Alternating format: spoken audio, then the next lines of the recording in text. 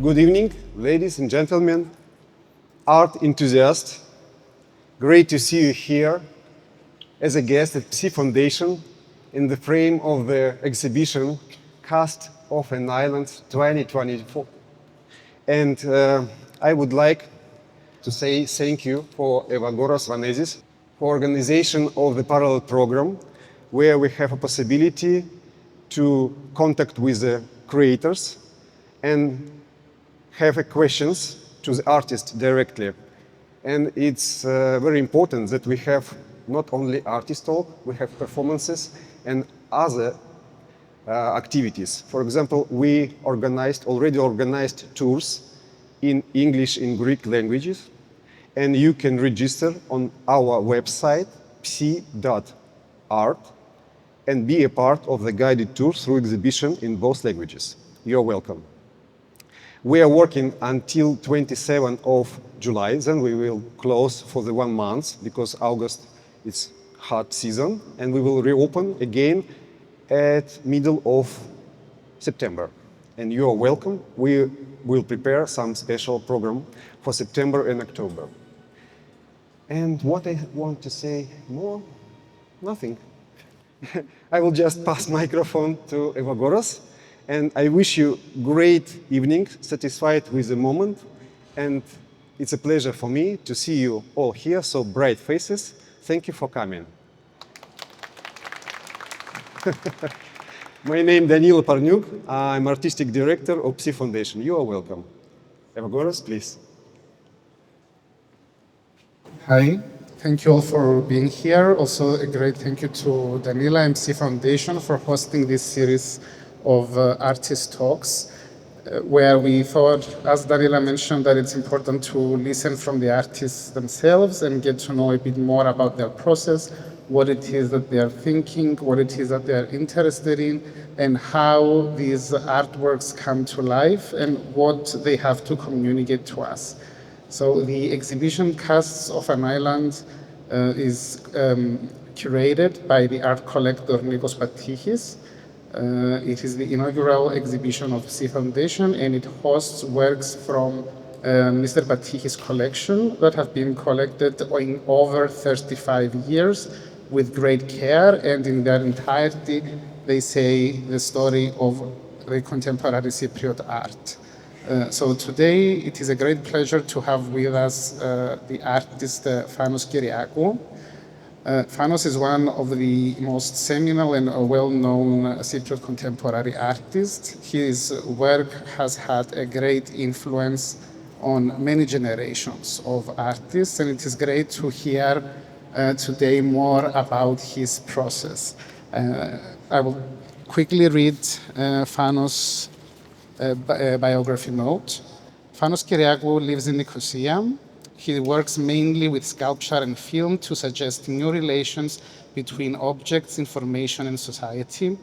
His ongoing research highlights nuanced understandings of the present through an exploration of found fragments and the everyday vernacular. Creating taxonomies of ad hoc practices, he often collaborates with local specialists to explore material culture and how memory is attached to the senses, not only to images, but also textures, smells, and sounds. He is the co-founder and director of the artist-run gallery Party Contemporary in Nicosia, operating from 2018 to 2020, and co-founder of the project space Midget Factory, operating between 2003 and 2012. His solo presentations include Dreams, a public intervention he did in Nicosia in 2024, People Also Ask at Rehearsal Space in 2022, The Other Sleeps in All Things Around at the One Earth de Jago Gallery in Vienna, and many other group shows. He co-represented Cyprus at the 55th Venice Biennale, called OO, curated by Raimundas Malasauskas, and for which the pavilion won a special mention from the Biennale jury, which is something that hasn't happened before or since yet. So without further ado, we are welcoming Phanos. Just to let you know visually where his works are located, we have one work behind there, and another work in the room next to this one, but we will see them also now. So thank you very much.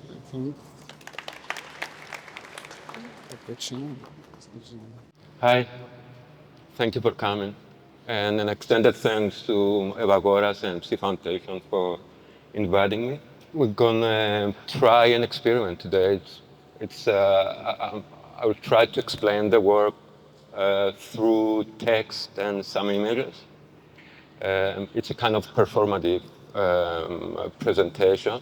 This is like a stripped down version of a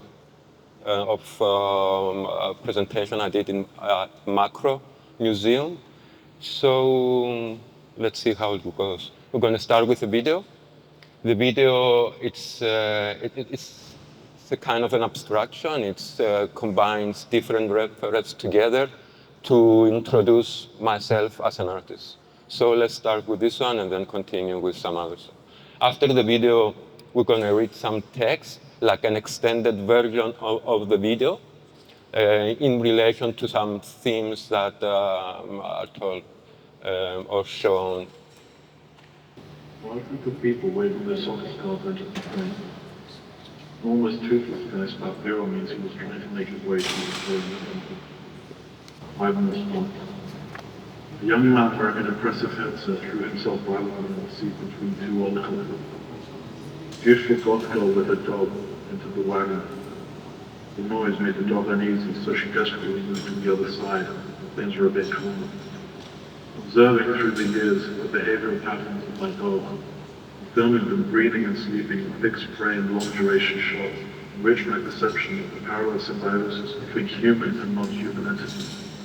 I also reached the conclusion that dogs conceive the entirety of the elements that compose their surrounding universe as complete furniture, available and ready to be used accordingly. The sunlight too is nothing more than a theatrical spotlight. Each time it turns on, warms the furniture at the corner of the room and points to the next place of action. Right after 17 stops or so, I get out of the train along with hundreds of singing football people. I follow them in a single line. Walk past like the best people in the nation. I stand still for a minute, hypnotized by the rhythm of slogans in the stadium.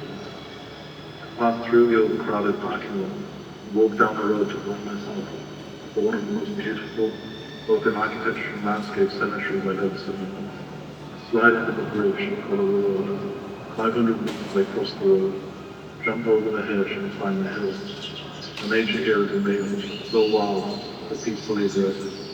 We keep walking for a few minutes. Massive excavation sites emerging from the horizon of the hill. Perfect. In the beginning of his essay with Berlin Keys, Bruno Latour claimed that the moment the archaeologist gets hold of an excavated artifact is the moment that this relic rejoices the Lord of people. However, at this very moment it ceases to be an object. It becomes a fragment, thing, part of a larger system of codes created by long-lost culture. Theoretically speaking, we take into account the fact that the ancient civilization creators of these objects disappeared and only exist under the surface of the earth. It is logical to assume that their relics function as objects only as long as they're buried along with them. What supports their status as objects, once part of the design is their invisibility. The moment they're exposed to the archaeologist, they become entities enslaved to the post-archaeological sequel. Perhaps they become zombies, and in this case, archaeology is sort of difficult. So let's imagine the reenactment of the whole sequence of events, the excavation site of the museum, but without any objects involved. All will be invisible to the public eye actions and reactions triggered by a newly discovered invisible artifact. For instance, a gentle touch of the brush beating out the dust and debris, the reassuring smiles of the people involved in the project, the in situ documentation and archiving process, logistics involved, conservation techniques, and the study laboratories that immerse this ghost object into a world of foreign or even alien to any object of this kind, application, and adjustment, scientific studies, journal publication, curatorial decisions, supporting structures designed in order to exhibit it, which also respond to its volume, and aim to host it comfortably, enabling it to perform itself in front of hundreds of insatiable pairs of eyes that long to find a portal into the lives of the living dead. The Mediterranean island of Cyprus holds an important place in history thanks to its extensive copper deposits, which have been extracted here since the beginning of the Bronze Age in the 3rd millennium before Christ. The copper was cast into large bars and traded along sea routes. Divers salvaging ancient ship sites have recovered a large number of such bars. The surrounding great empires of Egypt, the Levant, and the Aegean founded settlements along Cyprus's coast to supervise the copper trade, which left the island subject to a great variety of cultural influences. Magnificent palaces were built, along with large shrines and temple complexes, where the deceased were entombed surrounded by rich funerary offerings. The balance of power shifted often during the tumultuous heyday of the island. The Greeks, Assyrians, Egyptians, Persians, and Romans all left traces of their civilizations behind. Over the centuries, a unique style of art arose, which is reflected in the archaeological treasures found there.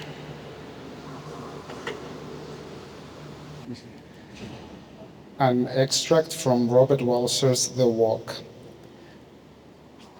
With the utmost love and attention, the man who walks must study and observe every smallest living thing, be it a child, a dog, a fly, a butterfly, a sparrow, a worm, a flower, a man, a house, a tree, a hedge, a snail, a mouse, a cloud, a hill, a leaf, or no more than a poor discarded scrap of paper on which perhaps a dear good child at school has written his first clumsy letters.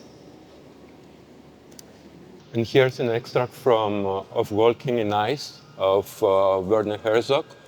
It's an account of his walk from Munich to Paris for saving the life of Lotte Eisner, that is a German film critic.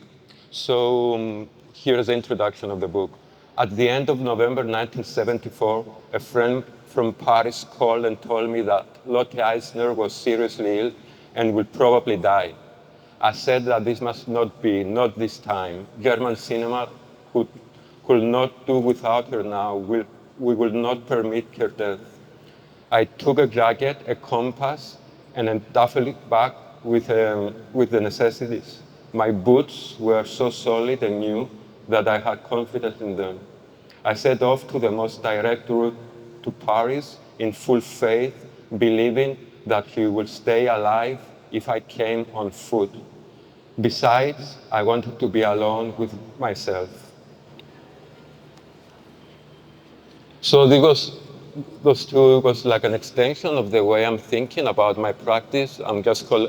I'm usually collecting reference from all around, and I'm letting myself to be influenced for the things I'm living. So I chose to open this, let's say, discussion or presentation with the video and some narratives around what interests me, that it comes at the end in the field of archaeology, just researching and try to make sense of objects and artifacts. And then the other two texts was Robert Wassler, who is one of my favorite writers, and the short story, The Walk, I think it's an amazing introduction to his work, but a kind of really important text for me. I based a couple of projects solidly on that text, so I thought it would be like nice to share part of it. And Werner Herzog, I think this book, it's also the idea of a spiritual, let's say, idea of saving the life of someone just to walk from a city, Germany, to France. I find it like an amazing mission and a task, and shows the deepest care for a person. So I thought it would be really interesting to think also the research around objects and concept and context in terms of care. So now we can say few things about You touched upon that the fact you said some words that like the mission and the task and then care, which informs your relationship to objects. And I think if you can describe a bit more about the works hosted in this exhibition, then we can understand better. Yeah, the works that are shown there, handling with handles, handling with care. They were commissioned for Kunsthalle in Vienna, and they were made specifically for a concept that had a really interesting concept. Basically, the whole concept of the show was based on Oulipo, a literary avant-garde group of mathematicians and poets, and that they were experimenting with form, trying to create formulas that could apply to text, and that was based on repetition. So I would read just a bit of the curator's text to get an idea of the frame that the works were made, and then we'll talk a bit more about the works. Nine artists were invited to create new works that would be presented in a display that could be theoretically changed continually according to the choice of the visitors. The exhibition opened with a setup he designed. The day after the works were deinstalled and placed back on top of their respective packaging. The space as such remained empty while the works are waiting to be installed in another configuration. Each visitor was consequently invited to mount here of his own exhibition. So the idea was like they were laying around in the space, and every day one visitor could go in and rearrange the works, so to create their own exhibition. So, and after that, the exhibition, they were photographed with just one Polaroid, put on the wall, and return back the works on a pedestal or on a table. And then the other visitor came. So you have all these arrangements of different shows that was quite risky, but really interesting if you take into account that usually you go and you see something that is fixed there by someone else. So the playfulness of just moving the works based on the idea of the visitor, how they could work together, I found it like refreshing, fun, and also interesting to make a book about it. So this was like the idea. You can see the plan. So my works here was arranged, and on the inside, on the center, there are works of Jonathan Monk. And each time everything was different. So I thought, what would be interesting to make for someone to move around? And for a long time, I had this idea of using the water bottles for fridge as a base to change their context and create something out of it. So I'm really interested in investing a lot of time in researching about ceramics, and I have quite knowledge on the history of ceramics in Cyprus. So based on that interest, I thought this is an interesting, quite a challenging object to render the plastic into terracotta, and the transparency into clay. So then this rendering basically make the object more visible, heavier, but in the same time really fragile. And I really like these things that come in contrast. So the people there, they were moving around through the handle. So I researched the designs of handle in Cypriot ceramics. And I chose the most common handles. So here usually you have this bottle that you have to hug it and then carry it. So I thought that will be interested to just to transfer the water jars of the Cypriot tradition into that bottle to the same materials and use the same kind of handles in different arrangements on each object. So you have out of balance basically handles that if you want to carry it, you have to adjust your body and your balance based of the weight and the arrangements of the handles. So this is part of the research I did, that you can see this small one in one of them just laid down on the bottom. You can see this extended one in a more amplified and visible kind of way in another bottle. So, and here we have like a description of handles from the ceramics for water. So you have the loop handle, the twin horizontal. The twin horizontal is a kind of interesting handle because they also use it for water mills jars. So it's just a jar with two handles that they tied it on the wheel so the grab the water and bring back. So there's all this kind of designs that I found really interesting. Also, like a transfer to the everyday in objects that are not related to any Cypriot ceramics, but they are there basically like in a between state like a middle, like to help us do an action. So it's like a middleman job. So I think it's really nice thing to give attention, to me at least, to the things that they are somehow work just like helpers. It's things that are just their job is to help us and to bring forth what they are actually doing, and in relation to their use, but also to different kind of usages. It's create a more complex understanding also for us how we use objects, how we build objects, how we treat objects in our environment, how we understand what is around us. So this is an important part of my work. And this here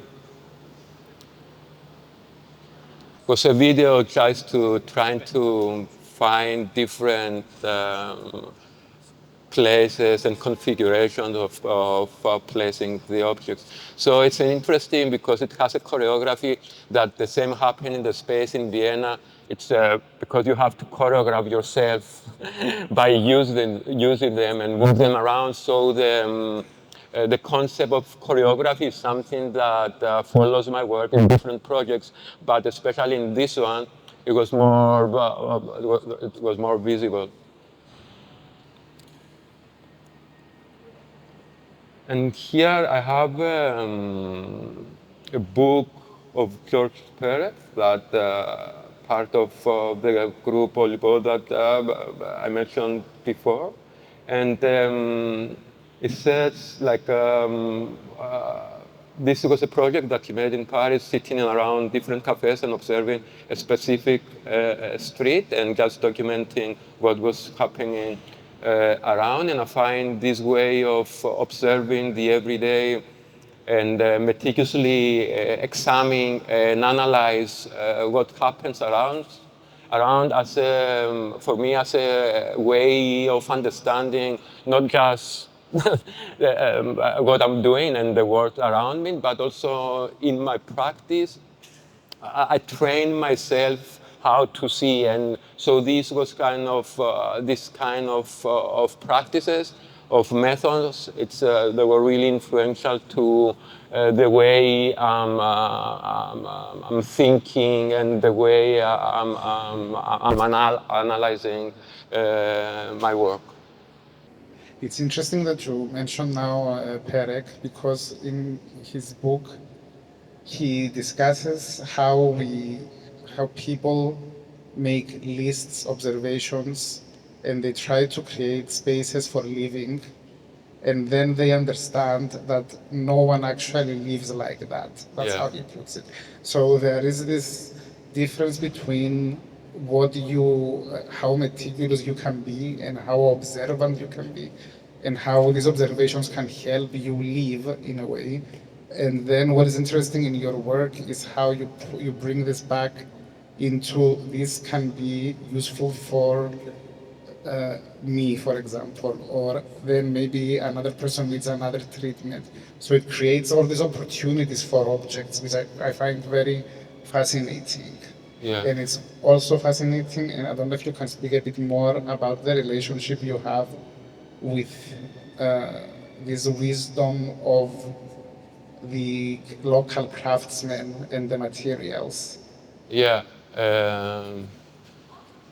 Okay, my relationship with crafts go way back, but I think it's rooted in me through, I don't know, like family. My dad is a car mechanic, and I used to spend a lot of time in this during summer just helping him around the garage. So I get in touch with all these people and friends and other craftsmen and the tools and materials and cars and stuff. So, and one of the first experiences of working with sculpture, it happened with him because I didn't know how to weld or do anything. So he was just sending me around to meet people to help me with my sculpture. So everything started really early somehow, and develop a caution, like a conscious of respect and admiration about all these people, and at the same time I learned their language. So and it's might sound funny, but yes, it's a different language. It's a craft language. So people that they are invested most of their lives doing one thing, like a craft thing, the ideas are really tied into tradition on making things, and it's really hard to just take them out of their way and see things otherwise, because they really know how to do their work, and they are really somehow bound to the history of craftsmanship. I have still a very good relationship with metal workers, ceramists, a foundry for metal casting, and it's vital, really important part of my work and of my development as a person and as an artist. I did several documentaries about the people I collaborated with, and just to also to understand my position in relation to them, and not I was feeling a bit weird in some point to be just an observer. I don't like that for in my practice. I prefer to have a hands-on relationship with things, and at the beginning I wanted to document stuff, but I was just going there and make the videos, and at some point I just stopped, and I invested a lot of time of trying to understand them as persons.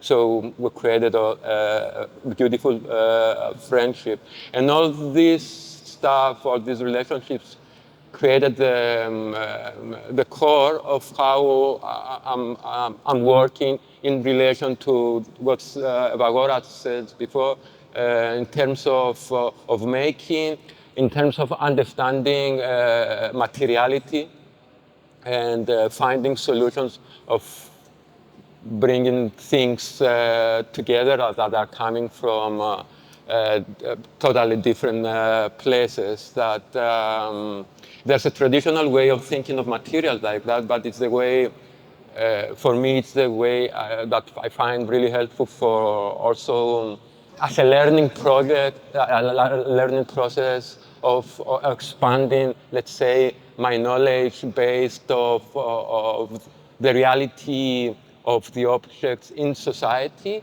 and how materials affect us in the way we're using them or see them or having them around. You want to show us?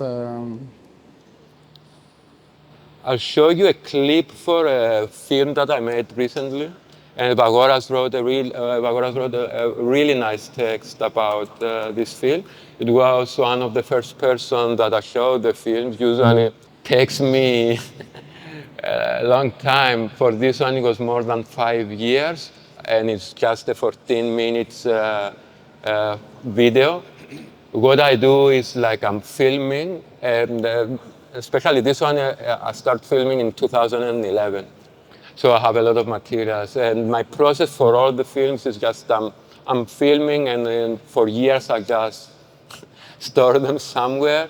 And at some point, when I feel that I'm ready to work with the footages, I go into the archive, choose what I want to choose, and start putting them together. And most times I just stop or bring it to a point that I'm moderate, somehow satisfied. And then maybe after a year I start again. It's a really healthy process for me. I'm doing the same with my work. I like the idea of growing up with the sculpture, so growing up with the video. It's like a parallel timeline. So that way I'm taking out myself from dealing my art as a project. I used to do it a lot and I don't like to do it anymore. So what I let myself open to all the influences that are coming to me and using them accordingly. So basically I'm growing up with the work and I find it really healthy, also mentally healthy for just, creating all this stuff. So the video is called Shining. I'm gonna see the first two shots.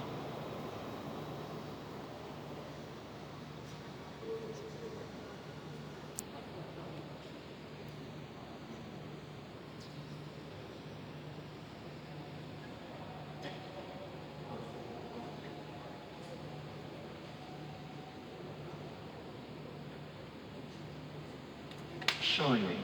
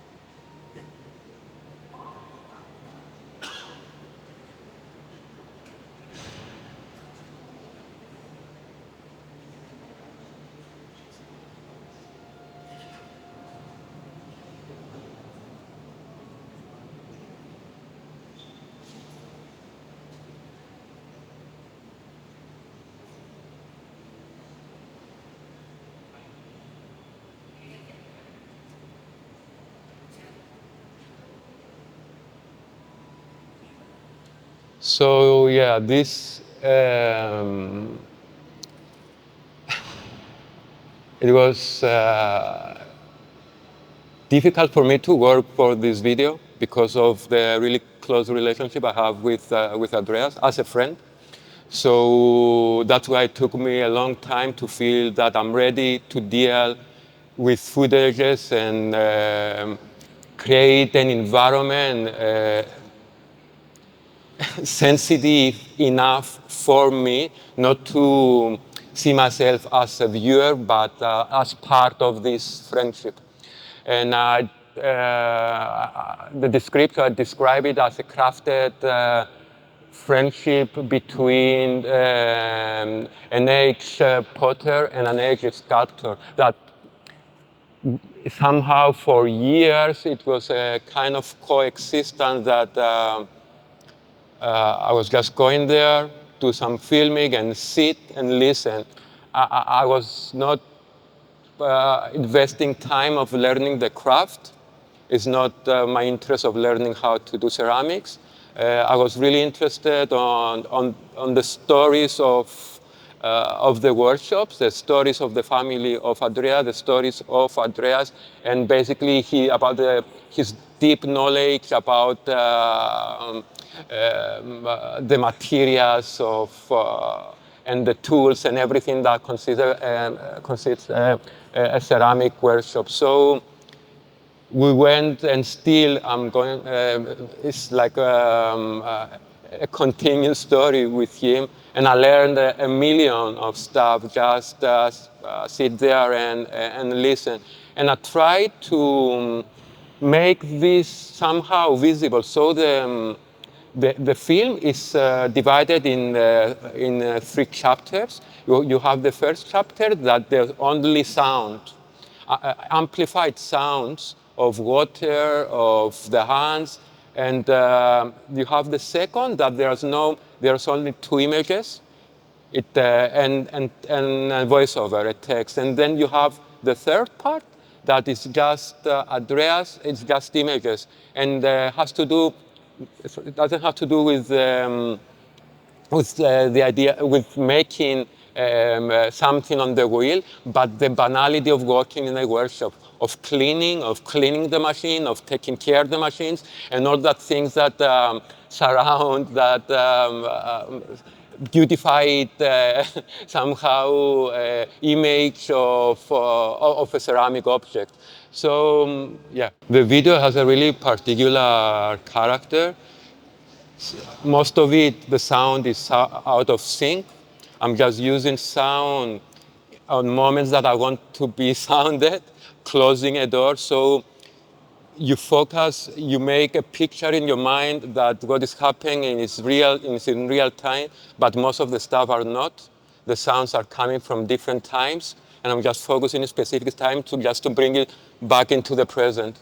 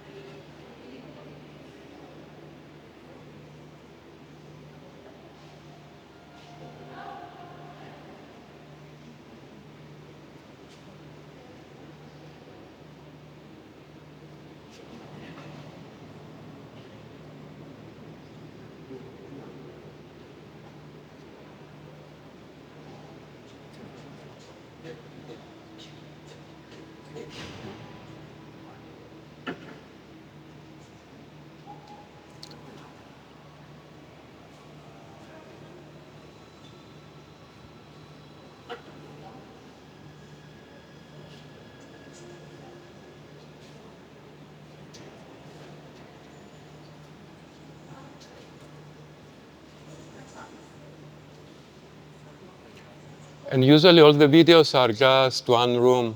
I rarely go outside. It's they work somehow like a theater piece.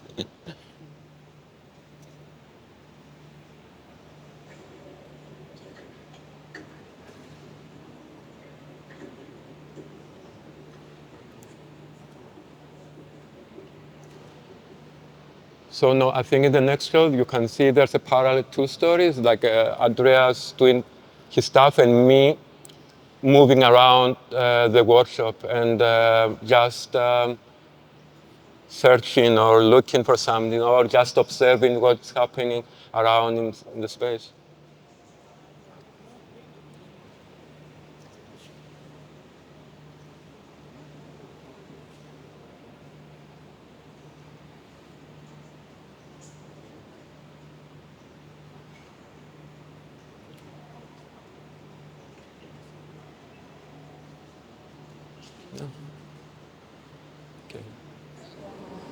Looking at this, I'm also thinking a lot about how these support structures become central in your work. Like how we see here the wheel of the potter, how we see the whole environment of the studio. But in linking this to your other work that is in the exhibition, the sculpture social, because it also refers to a support structure quite literally, that you can, it's a staircase that you can, a piece from a handrail of a staircase that is to support people that you have sort of isolated and moved into exhibition spaces. And it would be nice to hear a bit more also about. Yeah, okay. Social, it was an object placed on the former building of social security services. When they moved out, I walked in and I took the handrail. And usually I don't use objects loaded with a lot of meaning, like the one for social security. I like objects that they leave space for me to work with them, manipulate them, or manipulate the objects to manipulate me, to expand them or reduce them or basically work together. For this specific one, what was important for me, it was like the terminology, like it was placed on the social security office. So the title is social. So I removed the security out of the equation. That it's a kind of a more governmental, bureaucratic way of thinking about what is, secure for us as person in a society, and someone else is responsible for this security. So by removing the place, it created an openness for the object. Now the object created its own space, became a social space. So its height is not on the normal standard size for a handrail. It's a bit up, and also it was on the stair, so there was a small horizontal piece and then an inclination upright. So here it's 3 parts horizontal, and it's on a height that you can rest. Also, what's interesting in terms of using that kind of objects is that it was fixed on a wall, it's still fixed on a wall. So by moving around from outside, from a different context to inside, to a gallery space, it doesn't really change the way it behaves. We know that it has a certain function. I think it speaks in general into this way of how you change an object's context, and then this act of changing the context calls into question our relationship with all other objects that are around us. Yeah.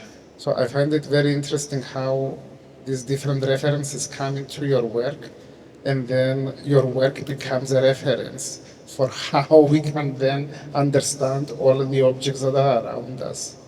There's two lines of practice in my work. The one that I'm using objects that and not changing them much, just presenting them and creating the context for them. And there's the other part that it's coming from a million references that you can still understand the object, but the object moves so forward that you start to imagine other uses of potentials. So that also kind of interesting that it starts for an idea like the handrail here, but at the end, through that process, in becoming like a core for expanding different ideas based on its structure and materiality. So it's two ways that I like to work with.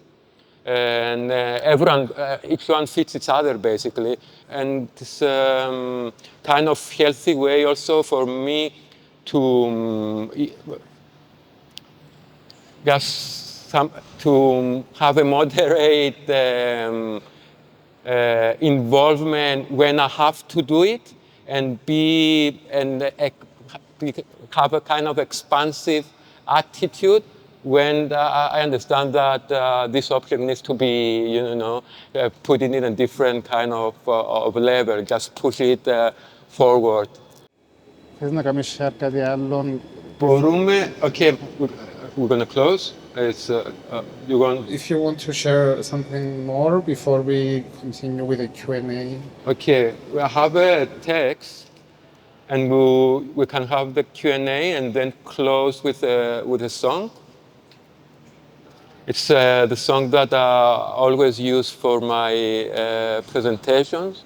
And last presentation was all based on that song with a similar title. So we're going to have it at the end. This is a book, it's an interview of an artist I really like, Martin Kiebenberger. This is an amazing interview book. It's one of, I like interview books. This is one of the most raw and real kind of interview that I've read, and it's strange because Martin Kiebenberger was one of the wild male artists of German art during the 80s, and this interview was made from a feminist magazine.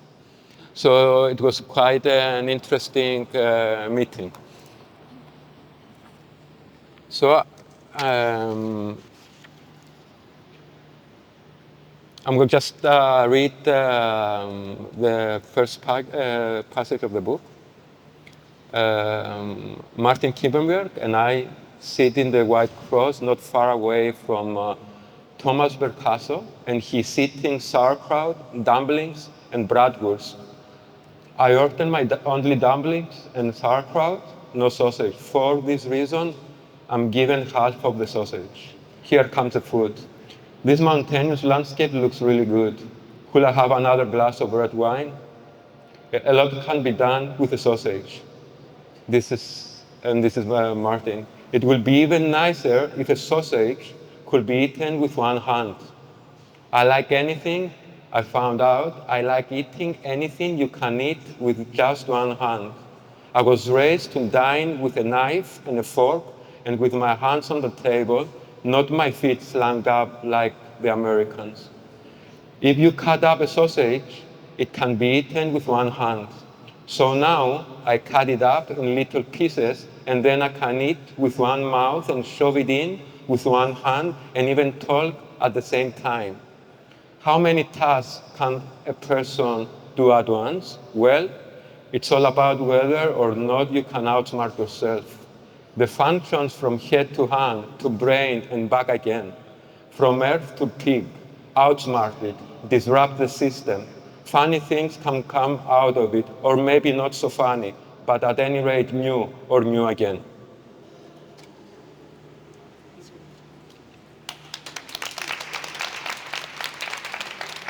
Thank you. Thank you. I would like to say a few words. Thank you, Phanos. It was really interesting and helped to go deeper to the meaning behind of the works and understand way of thinking and creation of your works. Thank you a lot. Thank you, Evagoras. I would like to mention that it was already the third artistic talks, and I see that number of the visitors growing each time. And it's really encouraging me, and it's great to see you here all together. Thank you for coming, and please invite your friends and inform about our activities and follow us in Instagram, as I mentioned in the beginning. Thank you, have a good evening, and satisfied with the music, art, and conversation with the artists. Thank you.